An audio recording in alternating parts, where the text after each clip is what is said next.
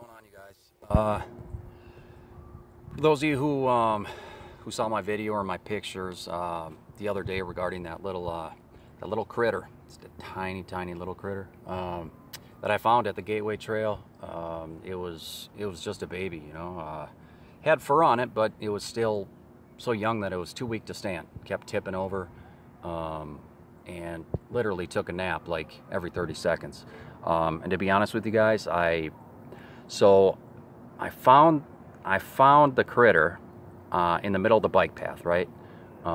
So it was only a matter of time before it got either stepped on or hit by a bicycle or whatever, or, you know, picked up by a cat in the area or a bird or anything. Because I mean, it was just easy pickings for any animal out there. You know, it was only a matter of time, and I just something told me that I need to take this thing and I need to bring it home and figure out what to do with it, because just leaving it there, for me and how I'm wired, and you know, the way I am, leaving it there was not an option. I wasn't going to leave it there. It wasn't going to make it through the night, in my opinion.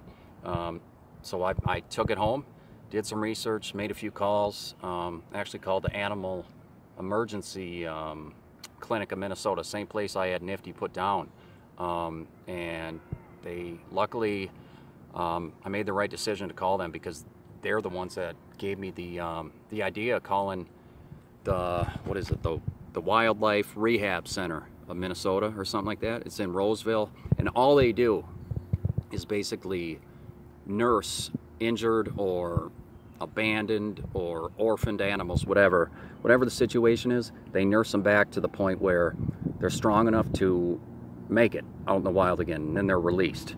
And it's just an absolute blessing that there's places like that out there, because could you imagine if there wasn't? If there wasn't, I wouldn't have known what to do. I mean, a baby, so I found it was a baby vole. Originally I thought it was a baby squirrel. Some other people online thought it was a baby mouse. You know, so it was kind of a toss-up between those three things, but nobody really knew. But so let's see here. So I took the little guy home, put him in a little old mouse container I had, or a hamster container I had. Kept him overnight, but I didn't know if he was going to make it to the following morning, and I was definitely paranoid he wasn't going to, you know. But at the end of the day, I truly believed in my heart that he stood a better chance of surviving through the night, you know, in a container at my house than in the middle of a bike path out in the wild, left to fend for himself. So to me, it was a no-brainer. Bring him home, keep him overnight. That's exactly what this animal emergency clinic suggested, and they just told me bring it to this wildlife place the following morning. They open at 9, and fortunately all the stars aligned for me because I started work at 10 a.m. the following day, so it literally worked out perfectly. I was at that place at 9 a.m. on the button, dropped the little guy off, filled out a little paperwork, and went to work. But yeah, it was pretty cute. You know, the lady there working the desk told me that she was going to put him in an incubator.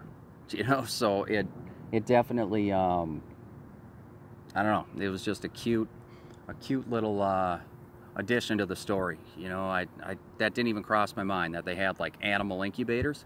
You know, that had never even crossed my mind. So when she mentioned that, it just yeah, I mean, it really made me realize how young this critter was. And you know, just, I mean, this was like the beginning of life for it. And for those of you guys who know me, you guys know it doesn't matter the size of the animal. It doesn't matter what kind of animal. It doesn't matter. If there's something I can do for an animal, I'm going to do it. I would move, you know, heaven and hell 10 times over if I had to rescue any animal. It could be a bee. It could be a frog. It could be a vole. It could be a turtle. It doesn't matter. So, yeah, again, for me, it was a no-brainer. I was going to take this little guy home. I was going to give him a better chance of surviving and making it through the night than he would have had if he was just left there. You know, I actually thought it was a rock.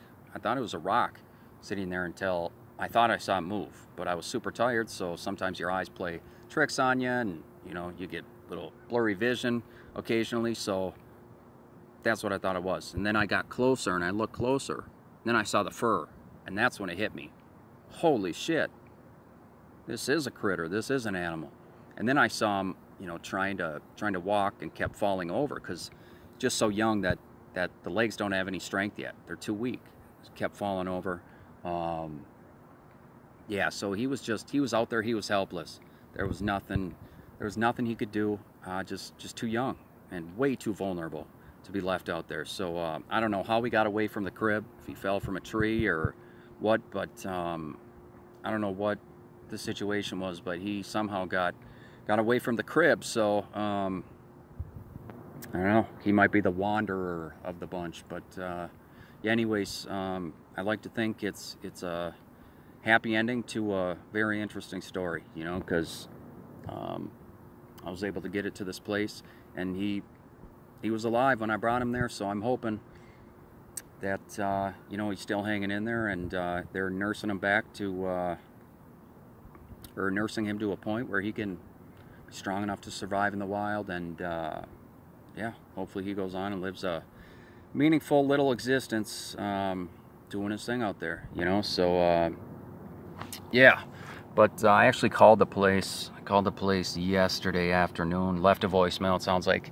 it takes these places anywhere from 3 to 4 days to get back to people regarding an animal they dropped off, which I think is crazy. I mean, it's not one of these things where you can just call and they answer the phone and you get the answer right away. Like, you have to wait days. So that part is kind of irritating. But again, you know, it's a blessing these places are around. These places exist. It really is, because there's a lot of wildlife out there that need help.